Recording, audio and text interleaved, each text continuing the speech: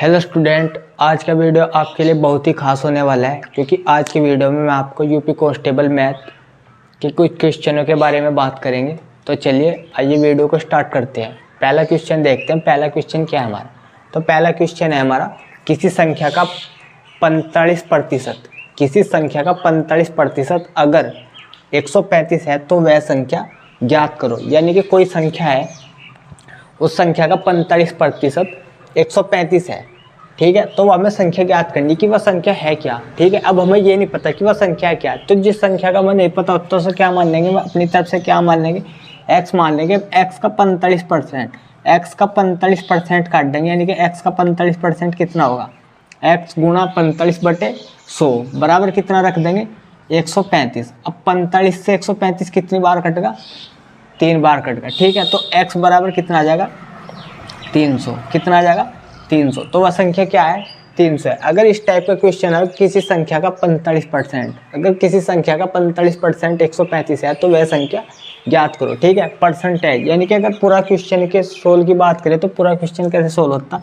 x का 45% बराबर कितना आता, 135। अब x का 45% यानी कि का मतलब कितना होगा, गुणा, यानी कि x गुणा 45 प्रतिशत प्रति का मतलब 1, शत का मतलब 100, यानी कि प्रतिशत का मतलब होता है किसी संख्या का 1/100वां भाग। तो 1/100वां भाग बराबर कितना आ गया, 135, ठीक है। अब 45 से 135 कितनी बार कट जाएगा, 3 बार कट जाएगा, ठीक है। तो x बराबर, अब 100 जब 3 में गुणा कराएगा तो कितना आ जाएगा, 300। ये क्या आ जाएगा, इसका आंसर आ जाएगा, ठीक है।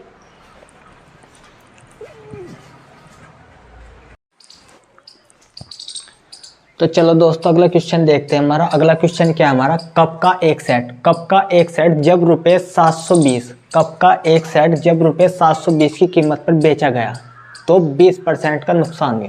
यानी कि कप का कोई सेट था, हमने 720 रुपये में बेच दिया और बेचने के बाद में 20% का नुकसान हुआ। तो 5% लाभ लेने के लिए सेट को किस कीमत पर बेचा जाना चाहिए, ठीक है। यानी कि हमने जब 720 रुपये में बेचा तो 20% का नुकसान हुआ, तो मैं वो कितने में बेचा जा, यानी कि 5% लाभ प्राप्त करने के लिए वो कितने में बेचा जा, ठीक है। सबसे पहले में जो हमें इसकी कीमत नहीं पता कि हमने खरीदा था कितने में, सबसे पहले हमें इसका क्रय मूल्य ज्ञात करना पड़ेगा कि वो मतलब खरीदा गया कितने में। हमें सिर्फ इतना पता कि 720 रुपये में बेचा गया और 20% का नुकसान हुआ, ठीक है। तो सबसे पहले हम इसका क्या काट देंगे, क्रय मूल्य काट देंगे, ठीक है। अब क्रय मूल्य काटने का क्या फॉर्मूला है, क्रय मूल्य काटने का बहुत सिंपल फॉर्मूला बताऊंगा। क्या होगा, विक्रय मूल्य गुणा 100 बटे 100 माइनस हानि प्रतिशत, ठीक है। क्रय मूल्य ज्ञात करने के लिए सबसे सिंपल फॉर्मूला विक्रय मूल्य गुणा 100 बटे 100 माइनस हानि प्रतिशत में, ठीक है। अब देखो क्रय मूल्य कैसे ज्ञात करना। विक्रय मूल्य कितने में बेचा था, 720 रुपये में, ठीक है। 720 रुपये में बेचा गुणा 100 माइनस, अब 100 माइनस हानि यानी कि नुकसान का मतलब क्या होगा, हानि यानी कि लॉस कितने की हुई, 20% की। कितने की हुई, 20% की। तो क्रय मूल्य 720 गुणा 100 बटे कितना आगा हमारा 80। अब 0 से 0 गई, इससे कितनी बार कटकर 9 बार, तो क्रय मूल्य कितना आगा 900। यानी कि 900 रुपये में वो खरीदा गया, 900 रुपये में खरीदा गया था और 720 रुपये में बेचा गया था, जिससे हमारी 20% का नुकसान हुआ, यानी कि हानि हुई। अब हमारा 920 यानी कि 900 रुपये में हमने खरीद लिया।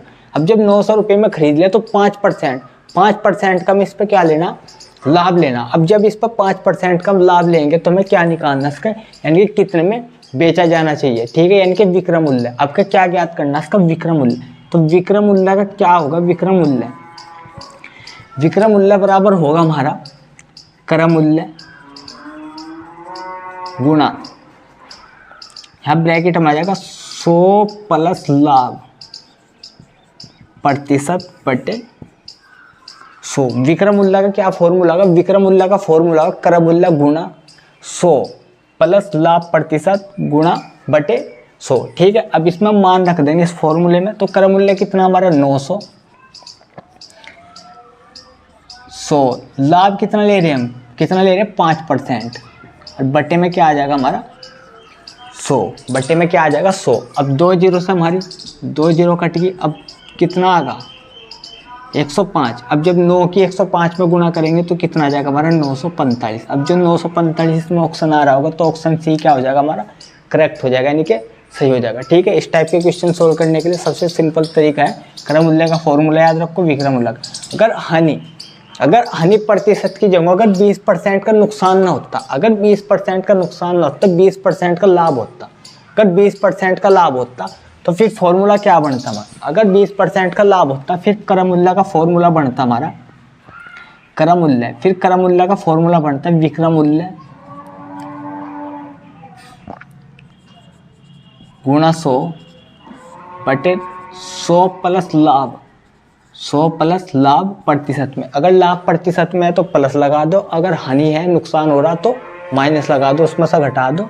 ठीक है, तो 945 रुपये क्या आ जाएगा हमारा आंसर आ जाएगा, यानी कि 945 रुपये में वो वस्तु बेचनी पड़ेगी।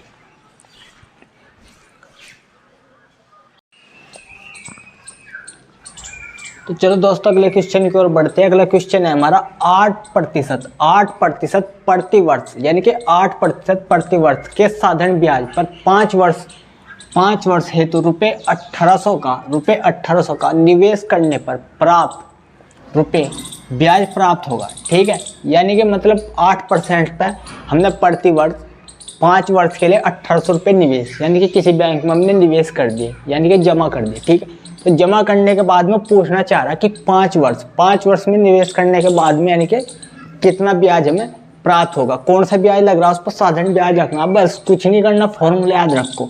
फॉर्मूला साधारण ब्याज का फॉर्मूला क्या हो, मूलधन गुणा दर गुणा समय बटे 100। ऐसे लिख लो, मूलधन गुणा दर गुणा समय बटे 100। ठीक है, सिंपल फॉर्मूला साधारण ब्याज का फॉर्मूला लगाओ, वैल्यू रख दो। मूलधन यानी कि कितना, मूलधन का मतलब जो जितना पैसा था रुपए था, कितना था 1800। दर कितनी परसेंट पे, 8% पे। और समय कितना था 5 वर्ष। बस कुछ नहीं करना, जोड़ घटा गुणा भाग करो, 0 से 0 काटो, गुणा भाग कर दो, कितना आ जाएगा 720। ठीक है, तो पहला ऑप्शन हमारा करेक्ट हो जाएगा, यानी कि सही हो जाएगा। क्या आ जाएगा 720 रुपये का हमें ब्याज प्राप्त हो जाएगा। ठीक है, बस कुछ नहीं करना, फॉर्मूला याद होना चाहिए। साधारण ब्याज पे 5 वर्ष के लिए दे रहा वो, तो पूछना चाह रहा है कि कितना ब्याज प्राप्त होगा, तो साधारण ब्याज का फॉर्मूला लगा हमने P गुणा R गुणा N बटे 100, या मूलधन गुणा दर गुणा समय बटे 100। ठीक है, वैल्यू पुट कर दी। मूलधन क्या हो, जो हमारा पैसा हो जो हम जमा करा। ठीक है, दर R परसेंटेज यानी कि रेट। ठीक है, 8% पे। ठीक है, और समय कितना है हमारा 5 वर्ष। ठीक है, यानी कि 5 वर्ष के लिए हमने जमा करा, तो 5 वर्ष में जो हमें ब्याज प्राप्त होगा वो 720 रुपये ब्याज प्राप्त होगा। ठीक है,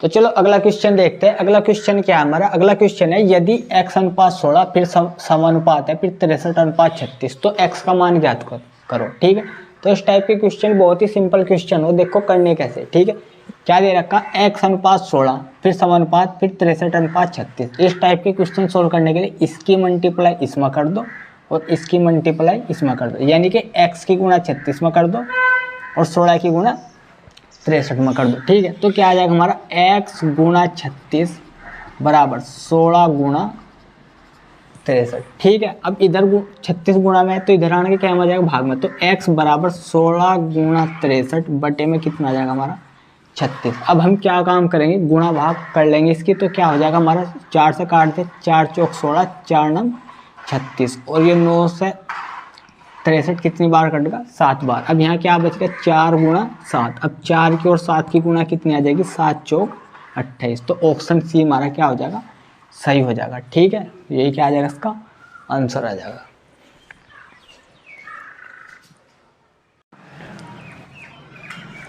तो अगला क्वेश्चन देखो, अगला क्वेश्चन है हमारा राम ने किसी परीक्षा में कुल 75 अंकों में 66 अंक प्राप्त किया, यानी कि कोई परीक्षा हुई उसमें 75 अंकों का पूर्णांक था, उसमें से 66 अंक प्राप्त किया है। ठीक है, राम द्वारा अंकों का प्रतिशत क्या था, यानी कि पूछना चाह रहा है कि कितने प्रतिशत अंक प्राप्त है। तो इस टाइप के क्वेश्चन सोल्व करने के लिए प्राप्त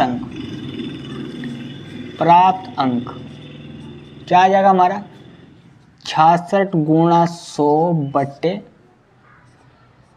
75। ठीक है, 75 अंकों का पूर्णांक था, कितना प्राप्त किया 66, तो 66 गुणा 100 बटे 75। अब 25 से काट दो, 25 या 75, 25 चौका 100, इस 3 से 66 काट दो, कितनी बार कटेगा 2 बार। तो जब 22 की और 4 में गुणा करेंगे तो कितना आ जाएगा 88। कितने प्रतिशत अंक प्राप्त किए 88। तो कौन सा ऑप्शन सही हो जाएगा हमारा, बी ऑप्शन सही हो जाएगा।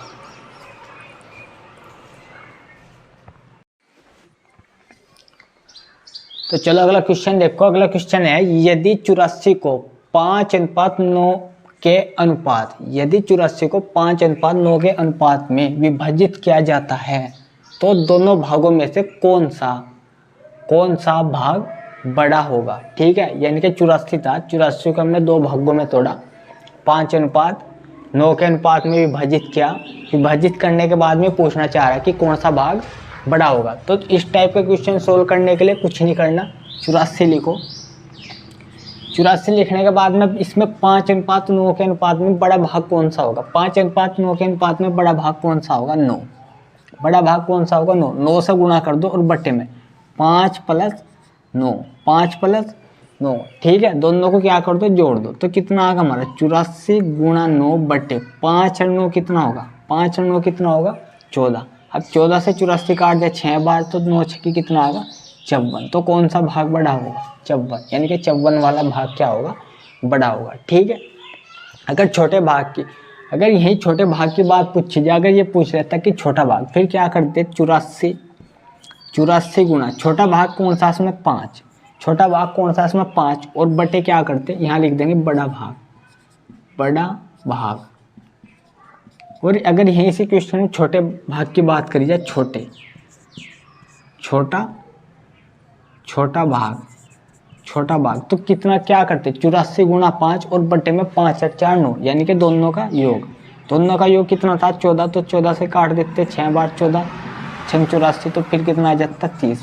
ठीक है, फिर कितना आ जाता 30। अगर दोनों भागों को जोड़ कर देखा जाए तो कितना आएगा 84। तो इसका मतलब क्या हमारा क्वेश्चन आंसर सही है।